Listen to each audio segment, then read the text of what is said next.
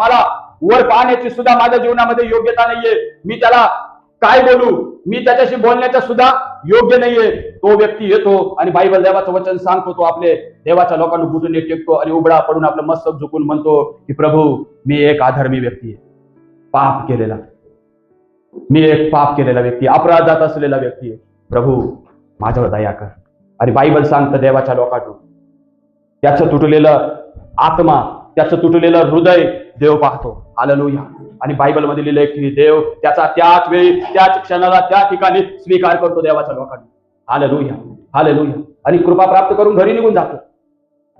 आज देवाच्या लोकांना देवाचं वचन आम्हाला सांगत या ठिकाणी देवाला धन्यवाद, स्तुती, आराधना किंवा प्रार्थना याआधी देवाला, देवाच्या लोकांना तुमचं तुटलेला आत्मा पाहिजे, तुमचा तुटलेलं हृदय पाहिजे.